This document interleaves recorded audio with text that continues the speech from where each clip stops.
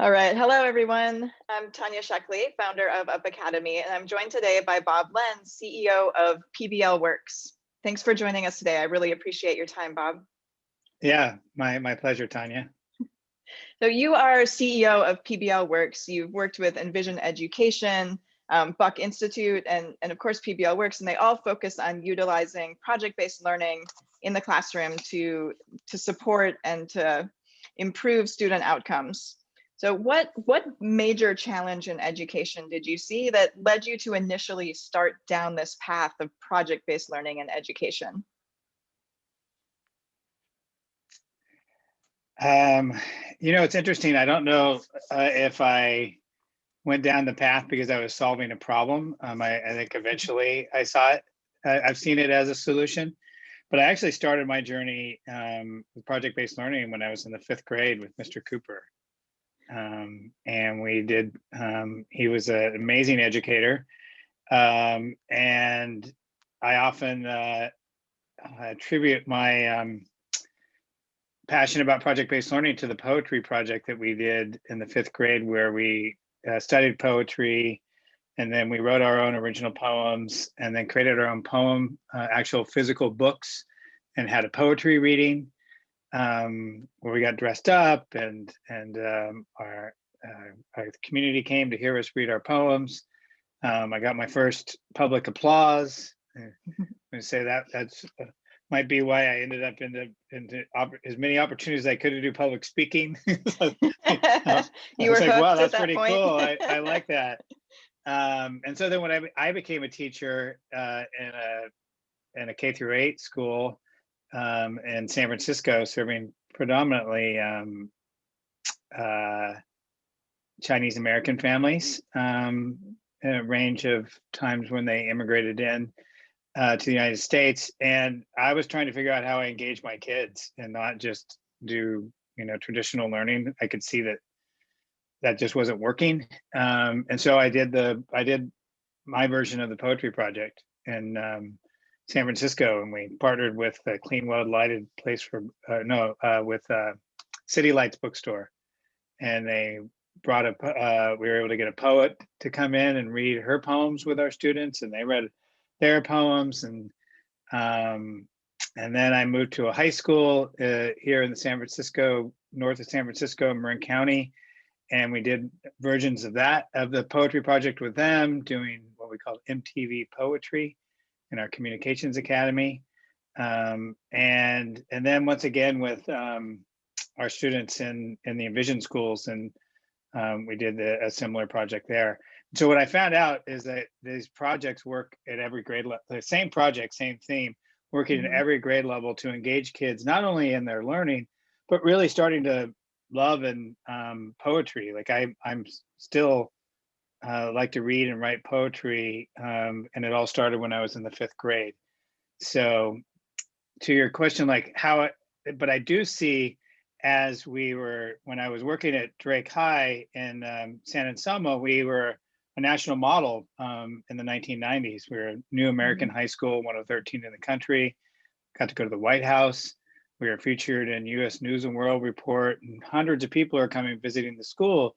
And they'd see the projects like the MTV Poetry or others that we did, and they would say, well, this is amazing, but it would never work for our kids.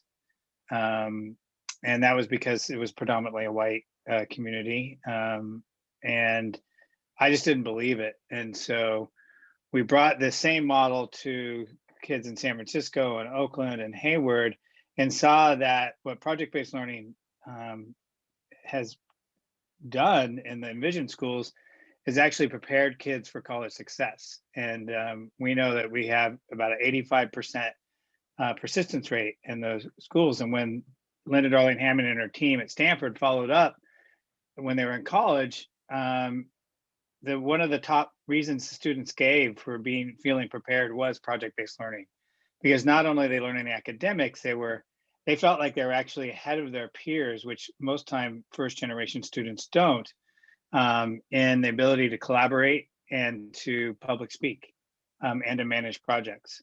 Because we think of college as like one big project. So that's where I think it's essential that all students, especially Black and Brown students, have the opportunity to do project-based learning. And that's, I mean, you started, the first project you ran was in a school that was primarily Chinese Americans. And so you saw from the That's very right. beginning how it works in different schools and different settings, before the success that you saw at Drake. That's right. And I taught project-based learning with the middle schoolers, high schoolers, and then I did summer school with multi-age second and third grade class, and did PBL with the second and third graders, and and that was primarily a Latinx community. So it doesn't matter where you're from, what your background, what your grade level. It works for adult learners as well. I mean, PBL is probably it's just a really great way to learn and get simultaneous outcomes, because you learn the knowledge you need. We call it the knowing. You can demonstrate and apply that learning. We call it the doing. And then when it's done in a high quality way, there's lots of opportunities for reflection and the metacognition that lets you think about how you're going to transfer that learning. So I like to call it know, do, reflect. Those are the three outcomes that you get. Yeah, it's interesting. You brought up a lot of different things. And one of the things that I hear a lot from parents, and maybe your educators that you work with hear this as well, is that tension between, is project-based learning really teaching academics? Are my kids really going to be prepared? Are they really learning what they need to know? Are they learning all of the facts and information that their peers are learning that they're going to need to be successful? And so when you hear that from parents, or if you hear that from school districts, how do you kind of rectify that tension between, traditional learning and the learning of facts and academics versus the project-based learning and the doing of learning? How do you explain that to others? Yeah, a few ways. One is, I think that I call it one of the myths of education, that just because somebody teaches it, that you learn it.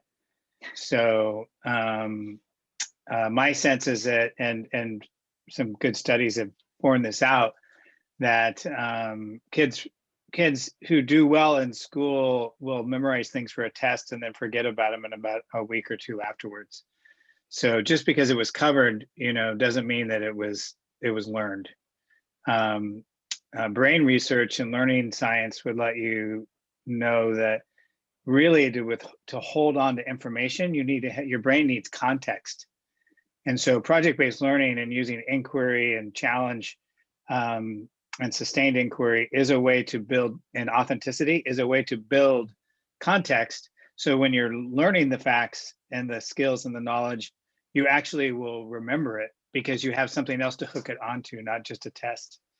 There's a famous study where they took students who took a test, and they looked at their grades, and it was a typical bell curve. And then they went back to those same kids, I think a month or 6 weeks later, and they gave them the same test. And then it was almost everybody failed it, even the kids who did well. And then finally, there's really promising research that's coming out at all grade levels that's actually demonstrating in a random control studies, which will be released in 21, that will demonstrate that project-based learning not only is engaging kids and teaching them the success skills like collaboration and critical thinking and communication, but they're actually remembering more on the content than students who are taught in a traditional way. So I think we're going to see in the coming years that our qualitative experiences with PBL are going to match up with the data. With the data, yeah.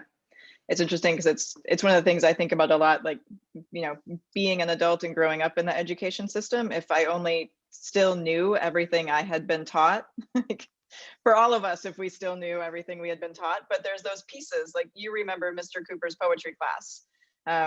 And I remember Mrs. Hahn's frog experiment. The classroom, it wasn't even my classroom, the classroom across the hall raised frogs from tadpoles. And I would go in every opportunity I had just to go look at their aquarium because I thought it was so cool. I don't remember other pieces of learning, but there are those things that stick out in your mind because you had that experience and you had the ability to be able to do that. It's another thing I talk about with our students and just how engaged they are. And like you said, just because we taught it doesn't mean they learned it. And I think of the teacher standing and asking, does anyone have any questions on what we covered? And there's just crickets and nobody asks any questions, versus when you have a classroom that's very collaborative and project-based, the students are just always asking questions all the time and always curious and always engaged. And so it shifts that whole dynamic and they want to learn that. They're not just being expected to absorb information. Yeah. Um, Go ahead. No, I was gonna say one of, you took the ability as a young teacher to really see that the way your classroom was being run prior to you wasn't working as well, and to initially try that first poetry project. And so you had that agency as a teacher to be able to do that in your school. And we don't see that everywhere. So how can we give educators more agency to really use their creativity and use their education and all of the things that they've learned in their classrooms, and versus, so that they can learn, so that they can listen, so they can follow student interests instead of just having to follow a district curriculum? How can we make that agency more available to more educators? Yeah, I think some, it just depends on the school or the district, but I think most schools and districts, if teachers are building unit plans and that are project based, and they can use a project planner that we have from the PBL Works or another one that really shows how that's tied to the content standards. I mean, the poetry project is one of the content standards for the 5th grade. Absolutely. To read and analyze poetry. Instead of just having it be, the other thing Mr. Cooper did is, this was the 1970s, so we were analyzing Beatles poems. And so it wasn't just a traditional, he was playing the music of the poets and the music of the poets and the songwriters of the 70s, which then hooked us in. And then, and then we read traditional poetry. But then he asked us to do something with it and not just take a test. He asked us to demonstrate what we were learning in reading poetry and analyzing it. And so I think teachers, that's, I don't think you have to ask permission to do that. But even if you did, having it mapped out as to why you're doing it and how you're doing it, then most principals are not going to be are not going to have a problem with that.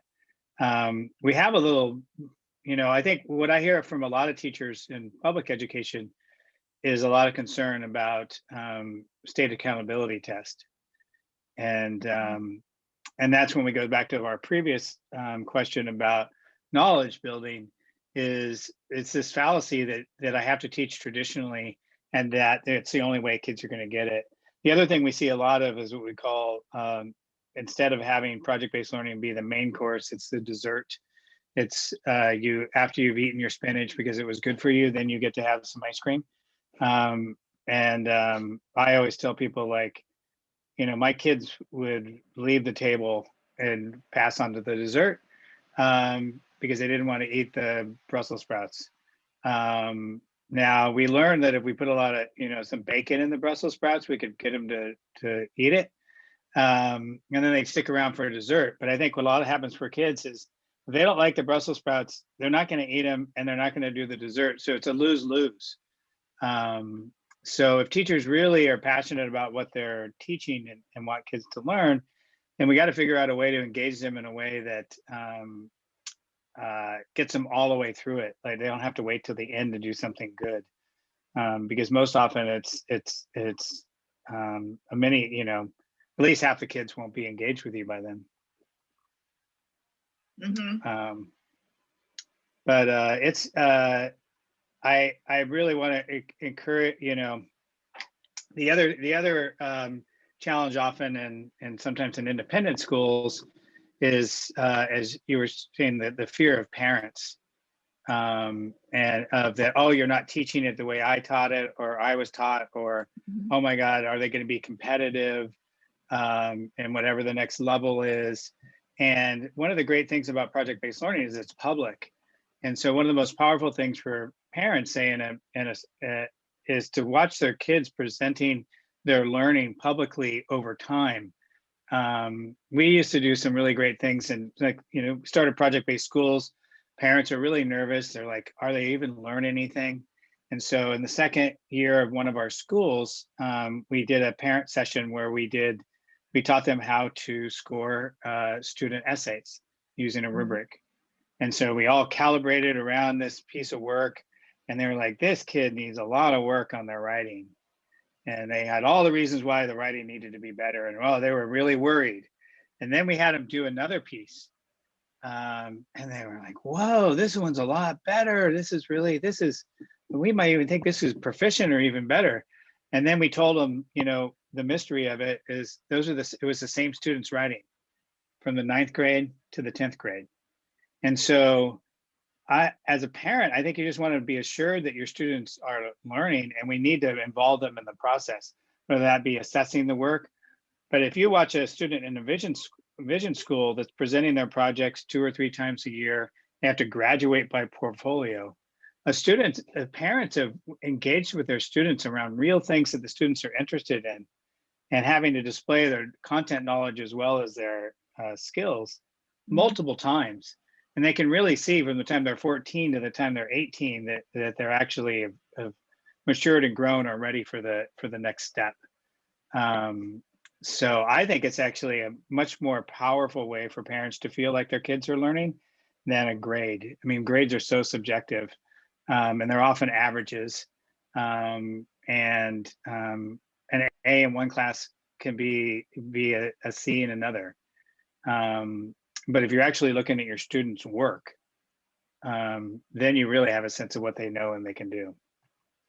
Yeah, so I'm really interested in hearing more about that, and about, you know, you mentioned that they graduate by portfolio. So what does that assessment process look like? You know, how do you assess, how do you build that portfolio, and what are they actually walking away with? And I ask as a bigger picture in project-based learning and in education, just as we're looking at switching assessments and a lot of standardized tests, at least in the short term, you know, for college admissions, are going away. Um, and there's, you know, a lot of talk of moving away from grades, and you know, but then how do we assess? And as a small startup school, it's something that we've looked at the rubric and putting in numbers or putting in letters or putting in, you know, how they're doing with emerging or progressing, or they've mastered a thing.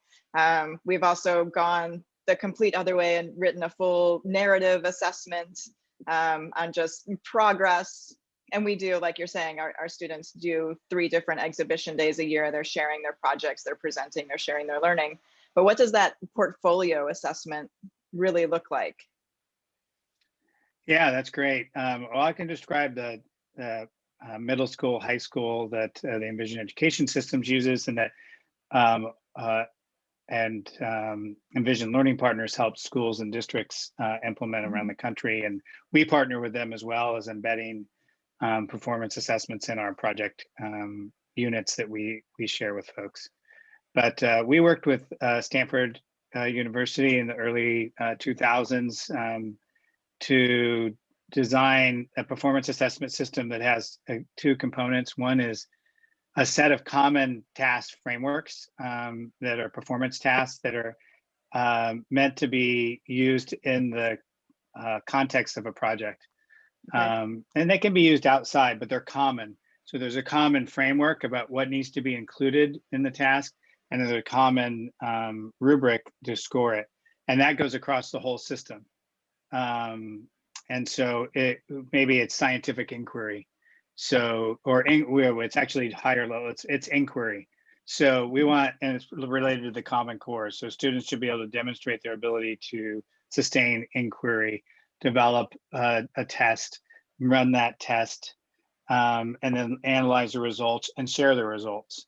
And that can be in a science project, it could be in a social studies project, or maybe another discipline. But the standard is the same no matter where you go. So students are practicing and mastering that, and it's on a 4-point rubric. And so whether they're proficient or not, if it's not proficient, they need to revise until they get to proficient. They can't have and then they're collecting these pieces at the 10th grade and the 12th grade. They look at their pieces and they decide which of these work with a summary. So they describe what they did. Helps collectively, shows that I have the Envision leadership skills mastered: critical thinking, collaboration, project management, and communication skills. Are they self-assessing? No, the teachers are assessing that work, and they calibrate. So they work the teachers to calibrate, so they're all clear. Say in the 10th grade, what is proficient? The students pull that together. They work with an advisor, and they pull that together. It's kind of like a graduate school dissertation, and they pull together 3, 4, or 5 pieces of work and make a presentation to a panel made up of teachers, administrators, sometimes a student, in the 12th grade, and they make the case that using this evidence that they are ready for the next step. If it's 10th grade, go into the upper division, from 12th grade into college or career, whatever their choice is. If they don't pass, which about a third of kids don't pass on their first go, they work with their advisor and they revise and they present again. And then that gets down to about 10%. Usually about a third time, all the students have gotten through. So I like to call it a real rite of passage. It's missing a lot in our communities right now. Other, like in high school, really prom is your rite of passage, and not everybody gets to, ends up going to the prom. But this is something that everyone goes through, and the adults in the community are saying, you're ready for your next step. And it's based on the evidence of your work, not on a grade. Now, those things could be easily, transferred over to something like a mastery transcript, or you could still use a narrative. But this is one of those things, like for parents, like some of my most powerful experiences have been graduating seniors doing their portfolio presentation as the first person in their family to go to college, and their parents are there. Oh my God, there's not a dry eye in the place, and everybody is completely confident that this young person is ready for what they're going to do next. Well, right now, I don't know that we know, and they're actually most often have some interest and passion about what they might want to study in college, because they've been going deeper and mastering things, not just going, getting through courses to get to the next course, to get to the test, to get, and then to go to college. So many more experiences. Yeah. All the students at the Envision schools do at least one workplace learning experience too, where they learn deeply at a work site and of their interest, and they do a project there. So they start to explore also what their career interests might be. In the younger grades, I've seen really done well is student-led conferences, which it's very similar. It's just a little lower stakes, where the kids are working to pull together a portfolio of their work around some sort of standard, like their graduate profile, and showing how that work and explaining demonstrates that they're making progress on being whatever the standard is. Sure. Yeah, thank you. Thank you for sharing all of that. It sounds like a phenomenal way to assess students, and really not only for the parents to have them feel ready, but for the student to gain that self-esteem and that confidence burst, and that knowledge that all the work that I have been doing really is leading somewhere, and for them to take a chance for that self-reflection and understand, really all of the skills and the knowledge they have gained. Yes, that's a phenomenal experience for them as well. So how does all of this work now that we're distance learning? How have you worked with educators to make project-based learning work through a Zoom screen, when we're not together, when we can't have that shared experience in person? How are you, kind of coaching educators to work with that from a distance? Yeah, and we have a whole mini site on our website, Hmm. pblworks.org, that's set up for tools and tips and advice for project-based learning in remote settings. And we held some webinars in the late spring with Hmm. educators and to highlight the technology tools. So it's a little, we believe actually that the remote learning lends itself pretty well to project-based learning, a lot better than traditional learning, I'd because agree. so you can still, because of the technology, you're still can use collaborative groups. The teacher Mhm. can move around those groups using things like Nearpod. You can be doing group brainstorming and ideating on the screen, and Mhm. sharing resources with students that they can watch together or independently, and Mhm. then being able to keep the content that's happening in the on Zoom um, shorter, and then sending kids back either individually or in groups to do investigations, um, do the research, do some analysis, pre-analysis, and then come back. And now kids are sharing, now the people that are talking on the Zoom screen are teams of students who are sharing their learning.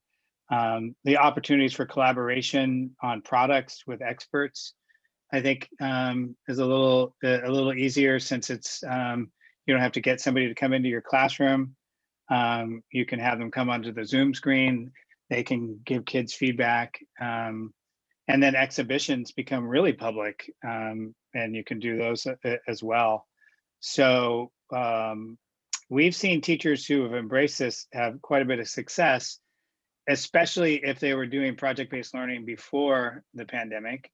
Mhm. If they're going into it right now, then we really suggest little baby steps with students, and keep it short tasks that are gone, because kids just haven't, if they haven't learned how to self-manage outside of a classroom, um, it's you're just passing that on to the parents to manage. So, or working really in partnerships with the parents, so that they're really clear about the investigations that maybe younger students are going to need to do, um, so that they're feeling like they're partners in this. Mhm. Um, but between that and also hybrid, we think that hybrid works out very well too. Is probably, I think, in the spring we'll see much more schools doing smaller pods, and as vaccines roll out and hopefully the Mhm. surge ends. And similarly, you have the kids in, you can set the stage, they can go home, do some research, do some product building, whatever it's going to be, then come back to school and share and revise and critique, get some more information, go back and forth. Um, so it can really facilitate that. It Given the remote situation, I think it's, and how bored and disengaged kids are, I think it's even more imperative now than it ever was that teachers, you know, try this. I mean, at this point, really, like, what do you got to lose? Because it's clearly not working for many kids to do a traditional classroom on a Zoom screen. Yeah, So why not try to mix it up? Because it couldn't, I don't think it could get any worse. that's one way to look at it. Well, But you sometimes I did, think you need, like, when you're going to it feels like you're going to take a risk. In this case, like, I think it's all upside on the risk. yes, yeah. But you do bring up a good point for students. Number one, that project-based learning really does help to teach self-regulation skills and self-management skills. But also for educators who haven't been doing that in the classroom, to start really slowly with smaller projects or smaller activities before building into that, so students can gain those skills and build that muscle. But I think you're Yes. right. It's a great time to start, and it's a great time to learn. And we have access to so many more people in industry in the world that we maybe didn't have access before because they couldn't come to the school, but they can hop on a Zoom call for 15 minutes and share their knowledge. Yes. We So did there are, we did a prototype in the spring of what we're now calling pop-up projects, where we built out all the resources that a middle school teacher would need to do a 2-week project on sustainability. And they got all the materials and some training, a little bit of training on things like Nearpod. And then they just started doing the project. And then we had office hours 3 times a week where people could come back into Zoom, the teachers, and say, okay, what's next? Or I'm struggling with this. And so we're now going to launch those in 21, where teachers can sign up. There's a fee, but they get the project, and it's a short project. It's sort of just to we were talking about, so they can start engaging their kids in a very controlled way, but still student and learner centered. And for teachers who've never done project-based learning before, but are interested and haven't had a chance to do a training, or but they really do want to do something different, they have everything they need and some ongoing support. So it's not like they're just throwing them out there. So we're hopeful that that'll get some people, give them, now if they're ready to take the risks, then they also have the tools and support they need to make something different happen for their students during this pandemic. and that's rolling out for middle school teachers? Yes. Okay, great. Yeah, that sounds fantastic. A way to kind of get your toes wet and have some support and backing, and a soundboard to help. That sounds amazing. Well, thank you so much for sharing your ideas and your time and talking about assessment and project learning. This has been fantastic. I really appreciate your time. Yeah, my pleasure. It was fun. And happy New Year, and good luck with the rest of the school year. And we're all, I'm hopeful and optimistic that 21 and beyond we're gonna move into some good places in the world. Me too. We have a huge opportunity to do some things differently, and we've learned a lot over the past year. So I think there's a lot of fun times ahead. Yeah, so, great. Thank all you. Right. Take care, Tanya. You too.